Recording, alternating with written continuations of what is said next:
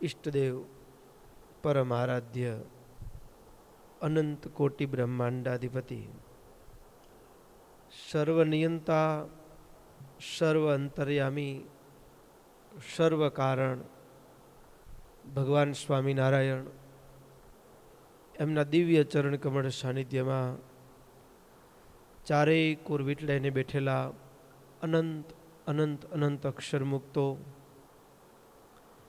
એમની જ પાવન સન્નિધિમાં અત્રે ઉપસ્થિત પૂજ્યપાદ માનવી મંદિરના મહંત પૂજ્ય સદગુરુ પુરાણી સ્વામી કેશવ જીવનદાસજી સ્વામી,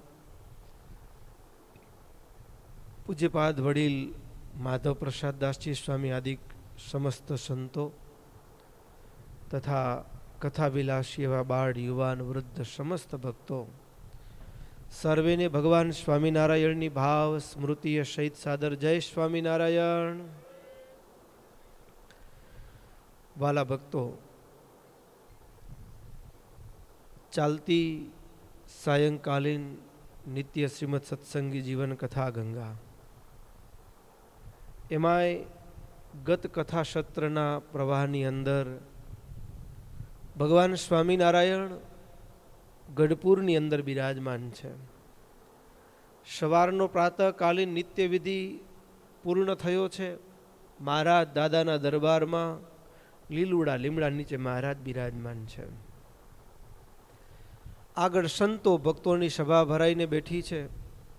ગોપાળાનંદ સ્વામીએ મહારાજને હાથ જોડી પ્રશ્ન પૂછતા કહ્યું, મહારાજ, હે પ્રભુ, તમારા ત્યાગી એવા જે શિષ્યો અમે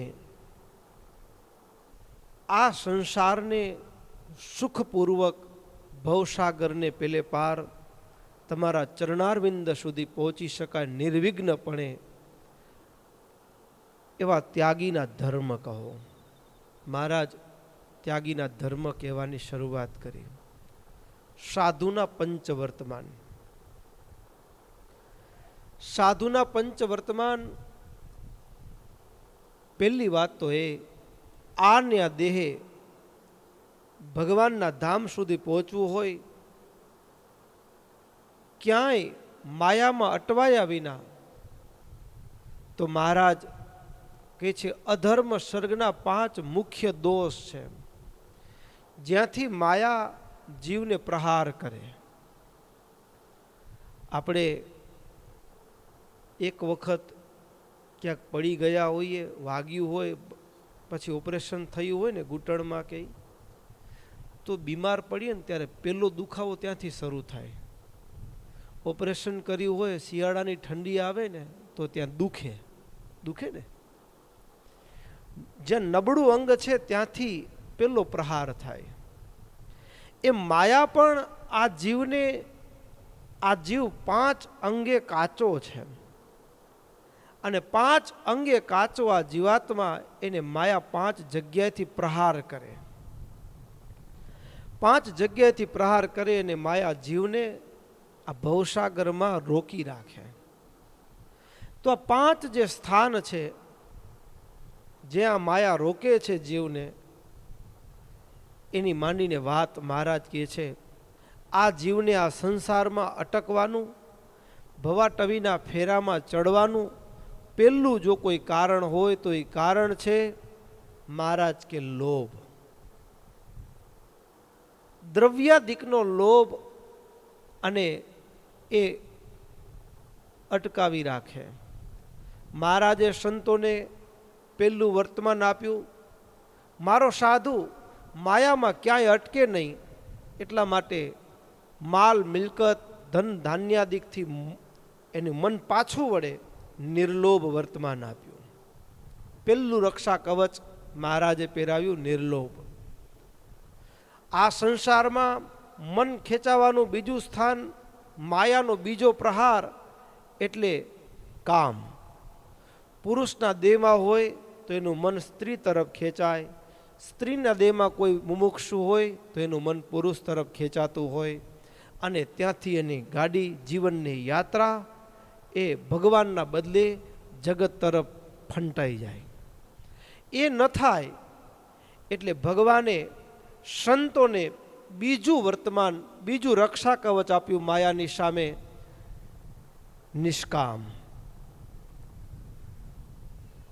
ત્યાર પછી મહારાજ વાત કરી ત્રીજું, માયા ત્રીજી જગ્યાથી પ્રહાર કરે અને એ છે સ્વાદ, રસાસ્વાદ. માયા જીવને પ્રહાર કરે, રસાસ્વાદની અંદર રોકી રાખે. કોઈ વાલી વસ્તુ હોય ત્યાં મન અટકતું હોય અને અંત સમો આવે ને તો એ ખાવાના ચક્કરમાં પણ ધક્કો પડી જાય. હા, જન્મનો ધક્કો પડી જાય. તો સ્વાદ આ જીવને ભગવાનના ધામ સુધી જવામાં વચ્ચે અટકાવી રાખે. ત્યાં મને તમને અટકવું નથી. મહારાજ સાધુઓને કહે છે આપણે અટકવું નથી સ્વાદમાં. તો મહારાજે ત્રીજું વર્તમાન આપ્યું, નિસ્વાદી વર્તમાન. ભોજન નથી છોડવાનું, પણ ભોજન પ્રત્યેની આસક્તિ છોડવાની છે. કારણ કે ભોજન તો એ આ દેહ ટકાવવાનું માધ્યમ છે, પણ ભોજન પ્રત્યેનો જે રાગ છે, આસક્તિ છે, એને છોડવાની છે. વાત આવી માયાનો ચોથો પ્રહાર. અને જીવ નબળો છે, ચોથું અંગ માયાનું સ્નેહ. અને આ ચાર જગ્યાએ આ 5 દોષ કીધા ને ભક્તો, આ 5 દોષ એવા છે કે આ દુનિયામાં આ 5 દોષની જ ખેલ ચાલે છે. આ 5 દોષનો જ ખેલ ચાલે છે. પેલો માયાનો પ્રહાર જે લોભ કીધું ને, લોભ. જીવ 5 અંગે નબળો છે. અત્યારે આપણે ઓફર કાઢે કોઈ માણસ કે તમારા 3 વર્ષમાં ડબલ થઈ જશે, આવી જાય કે ના આવી જાય ઝપટમાં? આ માનવ જાતની નબળી નસ છે. શું છે? નબળી નસ છે. દુનિયા પણ આ 5 નબળા અંગનો જ ઉપયોગ કરે છે. આ 5 અંગે જીવ નબળો છે અને પોતાના સ્વાર્થની સિદ્ધિ માટે આ 5 અંગનો જ ઉપયોગ કરવામાં આવે છે. બીજું, સ્ત્રીને પુરુષમાં ને પુરુષને સ્ત્રીમાં. અરે મંત્રીના શપથ લેવાના હોય બીજા દિવસે, અને રાત વચ્ચે એને કોઈ ઝાડમાં બેનની સાથે વિડીયો ઉતાર્યો અને બારે પડી જાય અને બીજે દિવસે એને શપથના બદલે જેલના સળિયા ગણવાના પ્રસંગો આવી જાય. નબળું અંગ છે સ્વાદ.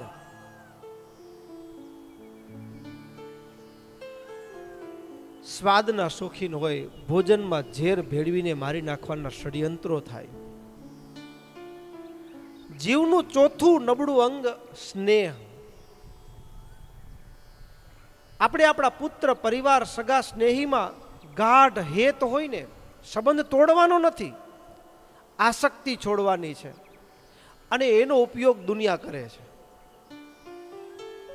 સ્નેહનો ઉપયોગ જેટલા દુનિયાની અંદર ગુંડાગર્દી કરનારા લોકો છે ને, એ ઉઘરાણી કરવા માટે શું કરે છે? તો કે ઉઘરાણી કરવી છે, એને કોની સાથે વધારે હેત છે એને ઉપાડી લે, એટલે માણસ કરોડો રૂપિયા દેવા તૈયાર થઈ જાય. જેનામાં હેત છે એને કિડનેપ કરી લે, એટલે એ મોં માગ્યા પૈસા આપવા માટે તૈયાર થઈ જાય. થઈ જાય કે ન થઈ જાય? થઈ જાય. ભક્તો, જ્યાં હેત છે ને, હેત, એમ દુનિયા કિડનેપ કરે એમ નહીં, મને ને તમને માયા પણ કિડનેપ કરે. અને માયા કિડનેપ કરે એટલે શું? તો કે એ જન્મ ધરાવે. તો સ્વામિનારાયણ ભગવાને સાધુને ભગવાનને પામવું છે, આને દેહ ક્યાંય વચ્ચે અટકવું નથી, એના માટે ચોથું વર્તમાન આપ્યું મહારાજે સાધુને માટે ખાસ, એ નિસ્નેહી વર્તમાન. અને 5મું વર્તમાન નિર્માન. આ દુનિયાના ઘણા બધા મોટા ભાગના જે અત્યારે કલહ છે, એ કલહનું જો કોઈ કારણ હોય ને તો એ માન છે. માનને સાદી ભાષામાં સમજવું હોય ને, માન એટલે માનવું, પોતાને કંઈક માનવું. પોતાને કંઈક માને એટલે પોતાને શ્રેષ્ઠ માને એટલે બીજા બધા એને કેવા લાગે? તુચ્છ લાગે. બીજા બધા તુચ્છ ને હું શ્રેષ્ઠ, પોતાની જાતને જ્યારે શ્રેષ્ઠ માનવાની વૃત્તિ આવે ને ત્યારે અન્ય દ્વારા બોલાતો એક શબ્દ પણ જીરવી શકાતો નથી. કોઈ આપણા કરતા આગળ જતું હોય દેખી શકાતું નથી. અને ત્યારે પ્રથમ એક વિચારના રૂપમાં બીજ અંકુરિત થાય. મહારાજે કાર્યાણીના વચનામૃતમાં કીધું, કોઈક દે કોઈક લે, એમાં બીજો ઠાલો બળી મરે. મત્સર, મત્સરમાંથી અસૂયા, અસૂયામાંથી ઈર્ષ્યા અને ઈર્ષ્યામાંથી દ્રોહ. મહારાજે પાંચમું વર્તમાન સાધુઓને માટે નિર્માણ. આ જીવ 5 અંગે કાચો છે. માયા 5 જગ્યાએથી પ્રહાર કરે છે ને જીવને આ ભવસાગરમાં રોકી રાખે છે. અને મહારાજે એની સામે મારો સાધુ માયામાં ક્યાંય ઓરો અટકે નહીં એના માટે પંચ વર્તમાન રૂપી રક્ષા કવચ પહેરાવ્યા છે. ગઈકાલે ગત સત્રની અંદર નિર્માણની વર્તમાનની વાત મહારાજે કરીએ, વિસ્તારથી આપણે સાંભળી. મહારાજ કહે છે, સંતો અમે જે આ ધર્મો કયા ને એ ધર્મો જ્યાં સુધી દેહની સ્મૃતિ રહે, દેહની સ્મૃતિ રહે ત્યાં સુધી પાડવાના છે. આ ધર્મ અમે જે બોધ આપ્યો છે, અમે જે વાત કરી છે, એમાં જાણતા અજાણતા ક્યાંક ધર્મનો ભંગ થાય તો પ્રાયશ્ચિત અવશ્ય કરવું. જો આપણે પ્રાયશ્ચિત નથી કરતા, આપણે એમ થાય કે મને કોણ જોયું છે, કોઈને ખબર નથી. પણ કોઈને ખબર નથી, પ્રાયશ્ચિત નથી કરતા. પણ ભક્તો, એ પ્રાયશ્ચિત ન કરવાની વૃત્તિ છે ને મને ને તમને ક્યાં લઈ જાય તો કે આપણે આપણા સ્વભાવને છાવરવાનું કામ કરીએ છીએ. શું કરીએ છીએ? છાવરવાનું કામ કરીએ છીએ. અને જ્યાં સ્વભાવ અને દોષો છાવરવામાં આવતા હોય ત્યાં તો એ સ્વભાવ ને દોષો હૃદયમાંથી નીકળવાના બદલે બરાબરનો પગ જમાવે, બરાબરનો પગ જમાવે. અને પછી એ બરાબરનો જામેલો પગ એ મુમુક્ષુ હોય, કોઈ જીવ હોય, અને એને એવો ભવસાગરના રવાડે ચડાવી દે. એટલા માટે મહારાજ કહે છે, વૈષ્ણવૈર નિયમાયેતે યાવદ દેહ સ્મૃતિર ભવેત ત્યક્તવ્યા ત્યાગીભીર્નૈવ તાવત કાલમતંદ્રિતૈઃ ય એતૈર નિયમૈ પંચ ન નિયચ્છન્તિ રીમુન નિરસ્યેવ પચત્યન્તે મૃત્વા તે ત્યાગિન કિલ. મહારાજ કહે છે, જ્યાં સુધી દેહની સ્મૃતિ રહે ને ત્યાં સુધી આ 5 નિયમોનું સાધુઓએ, અમારા ત્યાગી સાધુઓએ અવશ્ય પાલન કરવું.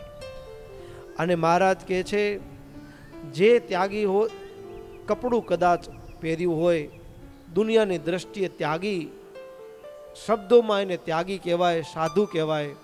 પણ જો આ 5 અમે જે પંચ વર્તમાનની મર્યાદા આપી છે ને, આ પંચ વર્તમાનની મર્યાદાનું પાલન નહીં કરે, એનો મતલબ કે દોષોને છાવરવાનું કામ કરશે, પંચ શત્રુઓને જીતવાના બદલે ને પોષવાનું કામ કરશે, તો મહારાજ કે ચોક્કસ અમારા ધામની વાત તો દૂર રહી પણ એ નરકને પામશે. વળી મહારાજ કહે છે, આવો જે છે એને લોક દ્રષ્ટિ એમ કહેવાય કે સાધુ મહાત્મા તો સ્વર્ગવાસી થયા, ભગવત ધામ સીધાવ્યા. પણ મહારાજ કહે છે, ના, આ પંચ વર્તમાનમાં કસર રહી હશે તો તમારા કલ્યાણની જવાબદારી અમારા શિરે નથી. મહારાજ કે એ અસહ્ય યમયાતનાના દુઃખો ભોગવશે અને 184ની અંદર એને ભટકવું પડશે. સાધુ થયા, કપડાં બદલાવ્યા એટલે કંઈ કલ્યાણની ગેરંટી છે એવું નથી હો. ગેરંટી તો ભજન કરવામાં છે, ગેરંટી તો આજ્ઞા પાડવામાં મોક્ષની ગેરંટી છે. બાકી કપડાં બદલવાથી, વેશ બદલવાથી કલ્યાણની ગેરંટી મળી જતી નથી. આત્યંતિક કલ્યાણની ગેરંટી એ કપડાં બદલવાથી નથી મળતી. અને ભક્તો, મહારાજ કહે છે, જે અમે જે આજ્ઞા કરી, અમે જે ધર્મનો પ્રબોધ કર્યો, પંચ વર્તમાનનું પાલન કરે, અને પંચવર્તમાનનું પાલન કરતા થકા અમારું ભજન કરે તો મહારાજ કે એવો જે છે એ એકાંતિક ભક્ત કહેવાય. એકાંતિક ભક્ત કહેવાય એટલું નહીં, એવો જે ત્યાગી સાધુ છે. પ્રોક્તા પરમહંસાસ્તે જ્ઞાની ભક્તાશ્ચ સાત્વતાઃ મહાભાગવતા સંતઃ સાધવો બ્રહ્મવેદિનઃ. મહારાજ કહે છે આવા જે એકાંતિક સાધુ છે એને પરમહંસ, જીવન મુક્ત, સાત્વત, મહાભાગવત, સંત, સાધુ કે બ્રહ્મવેત્તા એવી એવી સંજ્ઞાઓથી ઓળખવામાં આવે છે. અને આવા જે બ્રહ્મવેત્તા સાધુ, આવા જે મહાભાગવત સાધુ એ જ્યારે પંચભૂતના દેહને છોડે ને ત્યારે મહારાજ કહે છે એ ત્યાગી સાધુનું મરણ થાય ને તો પણ એના દેહને ચંદન પુષ્પ આદિકથી પૂજવો, એની પૂજા કરવી. અને પછી એ સાધુનું જે મૃત શરીર છે, પંચભૂતનું શરીર છે, એને મહારાજ ભક્તો આ દુનિયામાં ઈશ્વરની સૃષ્ટિમાં વિસર્જનની જે પ્રક્રિયા છે, વિસર્જનની પ્રક્રિયા પંચભૂતમાંથી આ માનવ ખોડિયું બન્યું છે અને પંચભૂતમાં વિલીન થઈ જાય. એમાંય ઘણી પરંપરાઓ એવી હોય, પૃથ્વીમાં વિલીન કરી દેવાની પરંપરા આવે. એટલે શું તો કે પૃથ્વીમાં વિલીન કરવાની પરંપરા એટલે આપણા સનાતન હિન્દુ સંસ્કૃતિની અંદર એના માટે શબ્દ વપરાયો છે સમાધિ. કોઈ સાધુ હોય તો એને સમાધિ આપે, એટલે એને જમીનની અંદર હાડો કરી અને એના પંચભૂતના દેહને પધરાવી અને ઉપરથી માટીથી એને ઢાંકી દઈએ આપણે, એને આપણે સમાધિ કહીએ. અન્ય ધર્મોની અંદર એનું નામ જુદું છે. હા, પછી બીજું જે રીત છે આ પંચભૂતના દેહની વિસર્જનની પ્રક્રિયા, અને એ છે જળ. એને જળ સમાધિ કહેવામાં આવે છે. ઘણી જગ્યાએ હરિદ્વાર આદિ જે સ્થાનો છે ત્યાં કોઈ સંત મહાત્મા પંચભૂતના દેહનો ત્યાગ કરે ત્યારે એના પંચભૂતના શરીરને દેહ જીવ નીકળી ગયો છે એટલે પાણીની ઉપર સજ તરી આવે, અને એવું ન થાય એના માટે થોડું શરીરમાં વજન બાંધી અને પછી એને જળની અંદર પધરાવવામાં આવે, અને એ નદીના તળિયે એનું પંચભૂતનું ખોડિયું રહે અને જળમાં વિલીન થઈ જાય.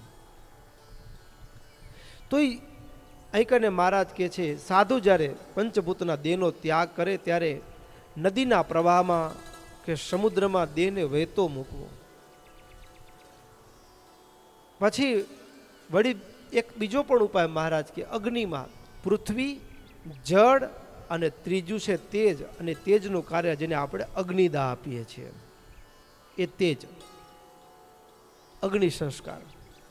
ચોથું વાયુ અને પાંચમું આકાશ. વાયુ અને આકાશની જે પરંપરા છે એ પારસીઓમાં છે. પારસીઓમાં કોઈ દેહ મૂકે ત્યારે, અને ઘણી જગ્યાએ જોવા મળે છે, મહારાજ એકને કીધું કે કોઈ મોટા સાધુ દેહનો ત્યાગ કરે ત્યારે એને અરણ્યમાં, જંગલમાં અથવા પર્વતની ગુફામાં એના પંચભૂતના શરીરને મૂકી દેવું. ત્યારે પશુ પક્ષીઓ એને કાળક્રમે નાના નાના જીવજંતુઓ છે એનું વિસર્જન થઈ જાય તો એ શરીરમાંથી છૂટતી ગંધના આધારે એ પક્ષીઓને આમંત્રણ આપવું ન પડે, આવી જાય આપમેળે અને વિસર્જન થઈ જાય. તો આવી રીતે એ કોઈ સાધુ દેહ ત્યાગ કરે ત્યારે એને આટલી રીતે એના શરીરના પંચભૂતના જેવા દેખાતા શરીરનું વિસર્જન. વળી મહારાજ કહે છે આવા જે બ્રહ્મવેત્તા સાધુ દેહનો ત્યાગ કરે ત્યારે મહારાજ કે અંબુ વાહો અગ્નિ દાધો વા દેશ કાલાનુસારત કર્તવ્યો રોદનમ નૈવ કાર્યમ પ્રાકૃત જીવવત. પ્રાકૃત જીવની માફક ક્યારે રુદન ન કરવું. સાધુ જ્યારે પંચભૂતના દેહને છોડી ભગવત ધામ સિધાવે ત્યારે સામાન્ય માણસની માફક રુદન ન કરવું. ભક્તો, જ્યારે આ સાધુ પંચભૂતના દેહનો ત્યાગ કરીને અંત્યેષ્ટિ સંસ્કારની વાત આવીને એટલે પ્રસંગ યાદ આવ્યો. હમણાં જ ગઈકાલે એક જગ્યાએ પધરામણી કરવા જવાનું થયેલું, ત્યારે એક સદગ્રસ્તે પૂછ્યું, સ્વામી દર વર્ષે ઘરમાં કેટલાય કેલેન્ડર આવે, પછી દર વર્ષે કેટલી પેરામણીમાં મૂર્તિઓ આવે, પછી નવી નવી મૂર્તિઓ રાખીએ, જૂની મૂર્તિ થાય એનું શું કરવાનું? ઘણીક વખત મૂર્તિ થોડી ખંડિત થઈ હોય, ઘણીક વખત એ કાળક્રમે એનો મૂર્તિ જે ભગવાનનું અર્ચા વિગ્રહ હતું એમાં કલર થોડો ઝાંખો પડ્યો હોય, આવું ઘણું બધું જોવા મળતું હતું. એનું શું કરવાનું? ભક્તો, આ પ્રસંગ સમજવા જેવો છે. આ બધાયને પ્રશ્ન છે. આમ તો એવું છે કે આ ભાવના એવી છે કે એ કેલેન્ડર આપણે વર્ષ સુધી આપણા ઘરના દિવાલમાં એને રાખીએ, સાચવીએ, ઓફિસમાં સાચવીએ, પણ વર્ષ પૂરું થાય એટલે પછી આપણે એને આપણા ઓફિસમાંથી કાઢીએ એને કાઢવું જ કેટલા ભેગા કરશું? એ વાત સાચી છે ને પાછી, બરાબર? એટલે પછી ઘણાએ દરિયે તારી આવે, ઘણા નદીએ તારી આવે, તો પછી તારી આવે તરીને પાછું ક્યાં આવે? કિનારે આવે. અને ગણેશ ચતુર્થીના દિવસે આપણે જોયું છે ને. અને પછી આપણા જ આરાધ્ય ઈષ્ટદેવની મૂર્તિઓ હોય કે એના કેલેન્ડરો હોય અને એ કોઈના પગમાં કચડાતા હોય અને કચરાનો ગંજ પડ્યો હોય ને.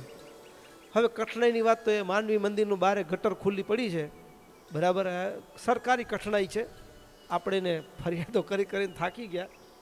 પણ હવે એમાં જ આપણો જ કોઈ ક્યાંકથી કાગળ ઉડીને પડ્યો હોય તો આપણે હવે ને કેવું શું સમજવું? લ્યો, દુઃખ થાય હૈયામાં દુઃખ થાય.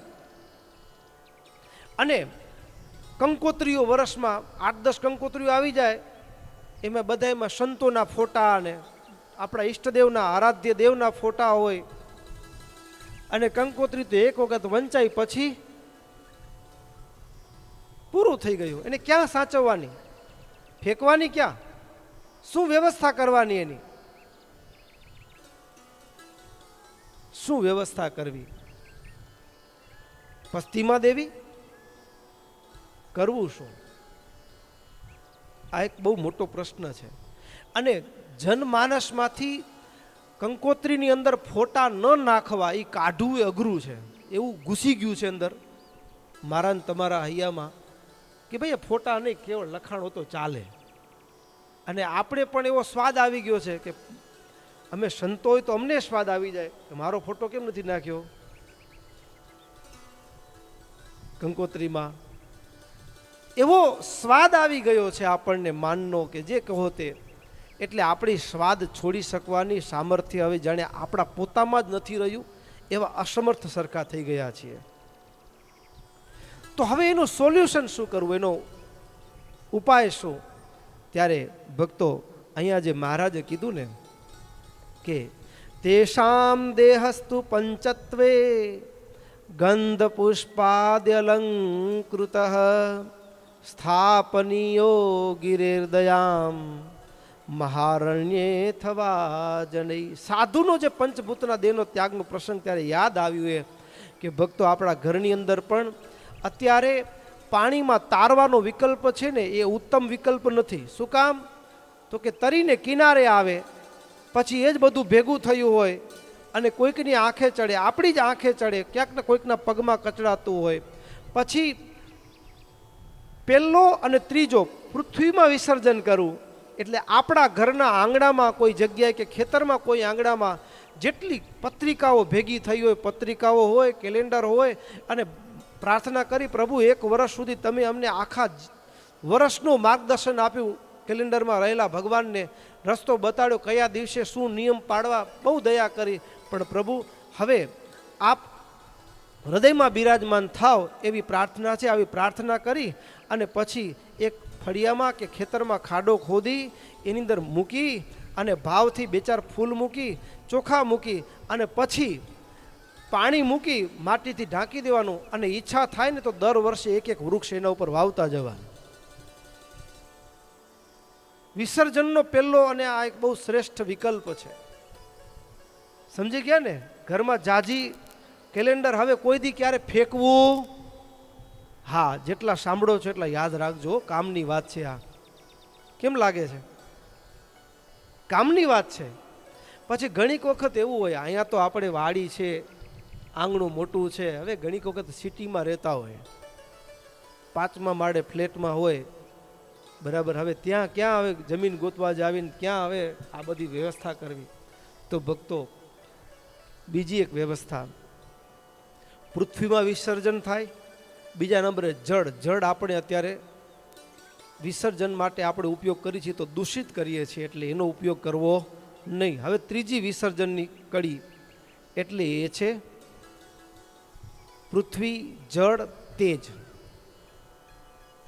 સ્ટીલનું કે લોખંડનું બાઉલ લઈ કે પેલું લઈ અને એની અંદર બધી જ કંકોત્રીઓ મૂકી હૃદયમાં પ્રાર્થના કરી, પ્રભુ મારા હૃદયમાં બિરાજમાન થાજો હવેથી, અને આપ રાજી રહેજો એવા ભાવ સાથે એ ચિત્ર પ્રતિમા, મૂર્તિઓ હોય, કાગળિયા હોય, એ સત્સંગ સંબંધી, ધર્મ સંબંધી, એને અગ્નિદાહ આપવો. શું આપી દેવાનો? અગ્નિદાહ આપી દેવાનો, પણ જ્યાં ત્યાં ફેંકવું નહીં. શું આપવાનું? બરાબર ને? પણ જ્યાં ત્યાં ફેંકવું નહીં. એ એનું ઉત્તમ સમાધાન છે. પસ્તીમાં એ મૂકવાની જરૂર નથી. એનો હજી ક્યાંક એ વળી ફરતું હોય, ક્યાંય ચકેડા મારતું હોય ને એમાં વળી નજરે આવે તો કોઈકની લાગણીઓ અને ભાવનાઓ દુભાય. પણ એના કરતાં આ બે વિકલ્પ એ વિસર્જનના શ્રેષ્ઠ છે. એક તો જમીનમાં એટલે પૃથ્વીમાં વિલીન થાય, અને બીજો જે ભાવ છે એ અગ્નિ તત્વમાં વિલીન થાય.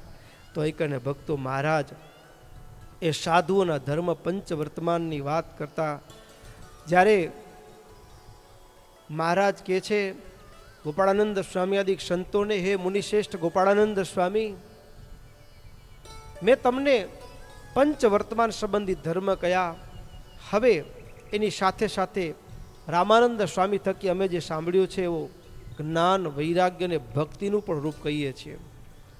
એમાં પ્રથમ મહારાજ હવે જ્ઞાનનું રૂપ કહે છે. નાના દુઃખ વિકારાઢ્યો યોયમ દેહોસ્તિ દેહિનામ આત્મા તતોસ્તિ ભિન્નો વૈ નિર્વિકાર સુખાત્મક. મહારાજ જ્ઞાનનું સ્વરૂપ, સૌથી પહેલું જ્ઞાન તો મને ને તમને એ સમજાય ને તો આપણી આ એક દ્રઢ કરવા જેવું તો એ છે કે આ દેહ તે હું નથી. આ દેહ તે હું નથી. આ દેહથી ભિન્ન છું. અને આ દેહ તો કેવો છે તો કે દુઃખો, નાના પ્રકારના, અનંત પ્રકારના રોગોનું ઘર છે, વિકારોનું ઘર છે.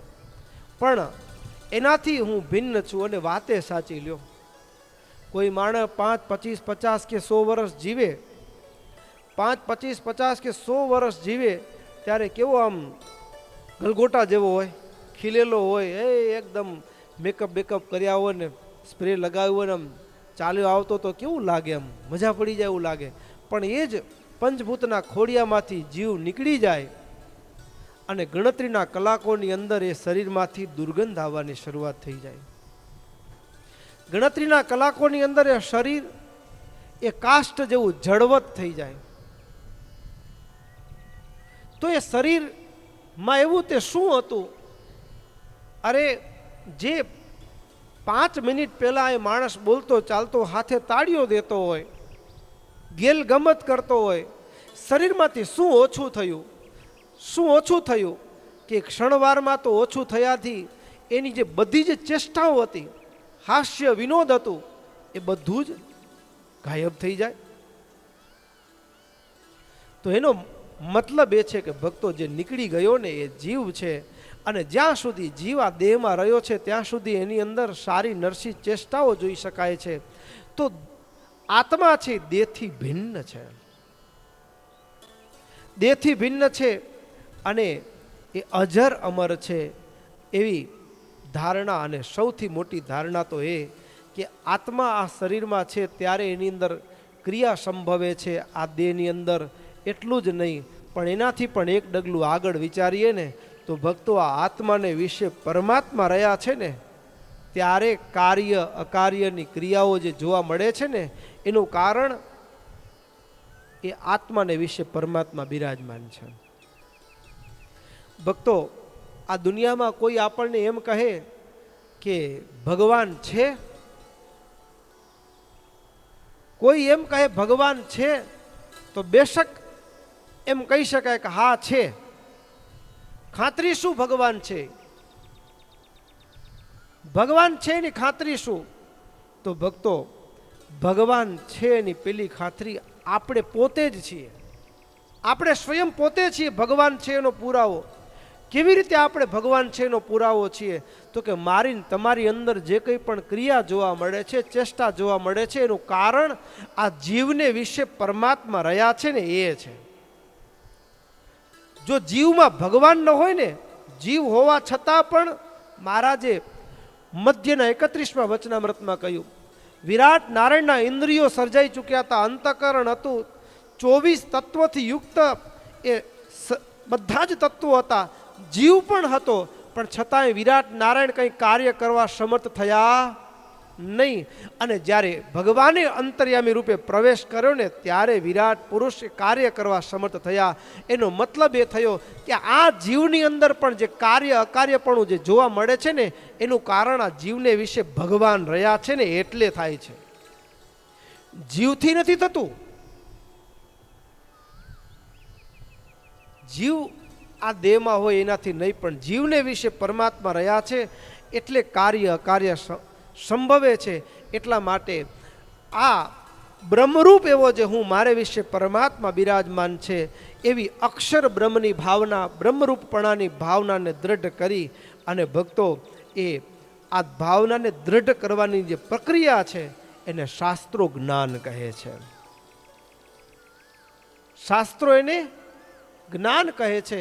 અને મહારાજ ભક્તો આ વાત સંતોની આગળ કહે છે મહારાજ, એટલે કદાચ ભાષા મહારાજની એ અઘરી હોઈ શકે. મહારાજ હવે જ્ઞાન પછી વૈરાગ્યનું લક્ષણ કહે છે. સ્વરૂપમ આદૌ દેહસ્ય જ્ઞેયમ સ્વસ્ય પરસ્ય ચ ચર્મ પેશી મલૈરેવ નિવૃતાસ્તિ તત્વતઃ. ભક્તો,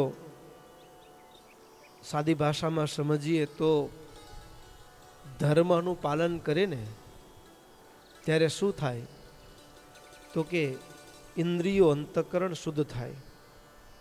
ઇન્દ્રિયો અંતઃકરણ શુદ્ધ થાય એટલે સાર અસારનો વિવેક આવે. એમાં સાર અસારનો વિવેક કેળવવાની જે પ્રક્રિયા છે એને શાસ્ત્રો જ્ઞાન કહે છે. એમાંય પણ અસાર વસ્તુને છોડવાનું એટલે વૈરાગ્ય. વૈરાગ્ય. અરે આ શરીર શું છે? આ શરીર શું છે? મહારાજ કે પોતાનું અને બીજાના દેહનું સ્વરૂપ યથાર્થ સમજવું. પોતાનું અને બીજાના દેહનું આ જે પંચભૂતનું ખોડિયું દેખાય છે એ શું છે? તો મહારાજ કે છે મળ, મૂત્ર, ત્વચા, માંસ, રુધિર, નાડીઓ, મેદ, મજ્જા, હાડકા આ બધાયથી એની અંદર ભરેલા છે. આ વસ્તુ અંદર ભરેલી છે.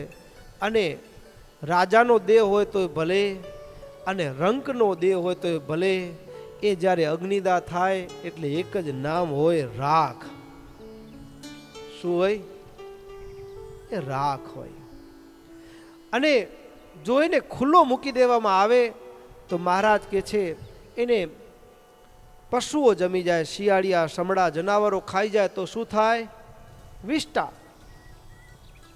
અને એની ગતિ કેટલી? કુર્મી, વિષ્ટા અને ભસ્મ આ પંચભૂતનું ખોડિયું દેખાય છે. આ ત્રણમાં જ એની ગતિ છે. અને પણ આ દેહ પામ્યા પછી ભક્તો જેવા કર્મ કરીએ ને એના આધારે મારી તમારી ગતિ થાય. એટલે શું ભક્તો, જેમ આપણી પાસે જેવી બેલેન્સ હોય ને એ પ્રમાણે ગાડી હોય ને આપણી પાસે, બરાબર ને? બેલેન્સ ન હોય તો પછી સાયકલે હોય, અને બેલેન્સ સારી હોય તો સારી ગાડી હોય ને? એમ સત્કર્મની બેલેન્સ હોય ને તો આ પંચભૂતરૂપી દેવરૂપી ગાડી છે ને એ હારામાં હારી મળે. અને સત્કર્મની બેલેન્સ ન હોય, પુણ્યની બેલેન્સ ન હોય તો પછી માંડ માંડ ચાલતી હોય કૂતરાની ને ગધેડાની ને એવી ગાડી આવે ભાગમાં. કેવી ગાડી આવે? સમજ્યા ને? હા, બેલેન્સ હોય એ પ્રમાણે ગાડી મળે. કેવી ગાડી મળે? પાપ અને પુણ્યની બેલેન્સના આધારે. હા, ઠાકોરજી આ પંચભૂતના દેહની વ્યવસ્થા કરે છે. જેવું બેલેન્સ એવું મોડેલ તૈયાર હોય. પેલો પ્રસંગ આવે ને, પેલો રાજા શિકાર કરે અને એમાં એને ભૂંડનો શિકાર બહુ કરે. હવે શિકાર કરવા ગયો અને એમાં ભૂંડ બહુ શિકાર, એમાં એક વખત ભૂંડ છોડાવી ગયું, બચી ગયું, નીકળી ગયું, અને એની વચ્ચે ઘરે આવ્યો, થાક લાગેલો, હવે દેહની પ્રારબ્ધ પૂરું થવા આવેલું, માંદો પડેલો, પણ ઓલું ભૂંડના શિકાર કર્યા હોય ને યાદ આવ્યા કરે. કારણ કર્મના આધારે ગાડી ફળવાય. આગળના શરીરની ફાળવણી કર્મના આધારે થાય. એટલે એને મનમાં થઈ ગયું ભૂંડ દેખાયો. આખી જિંદગી ભૂંડના શિકાર કર્યા હતા, ભૂંડ દેખાય એટલે દીકરાને બોલાવે. દીકરાને ગાદી તો સોંપી દીધેલી. કીધું, દીકરા, મને એમ લાગે છે કે મારા માટે ગાડી બીજી તૈયાર છે અને એ ભૂંડનો દેહ આવવાનો છે. હા, દેખાયો ભૂંડનો દેહ. ભૂંડનો દેહ દેખાય કે મારે હવે અહીંયાથી આ શરીર છૂટશે એટલે ટ્રાન્સફર ક્યાં મળવાનું છે? ટ્રાન્સફર થાય ને કામના આધારે.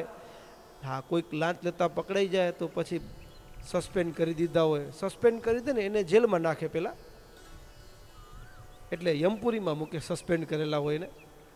અને પછી ત્યાંથી ટ્રાન્સફરની વ્યવસ્થા આગળ ઠાકોરજીની ચાલે. એટલે એનું ટ્રાન્સફર ભૂંડના દેહમાં થવાનું છે. ખબર પડી ગઈ. દીકરાને કીધું, દીકરા એક કામ કરજે, તું કે જંગલમાં જાય ને આવા પ્રકારનું જેના પગની ખરી પાસે જરા જરા સફેદ હોય અને ઉપર બરાબર માથાના ભાગમાં સફેદ ચામડીની અને સફેદ ચઠ્ઠું હોય ને આપણે એવું હોય, અને કાન ભૂરા હોય તો સમજજે કે આપણે જ છીએ, બાપા જ છે, ઓળખી જજે મને. હમણાં તો ઓળખે છે પણ પછી ભૂલી ન જતો. ઓળખાણ આપી અગાઉથી, કારણ ટ્રાન્સફર થવાનું હતું. અગાઉથી બાતમી મળી ગઈ હતી કે આપણું ટ્રાન્સફર ક્યાં થવાનું છે. હા, ટ્રાન્સફર થવાનું છે.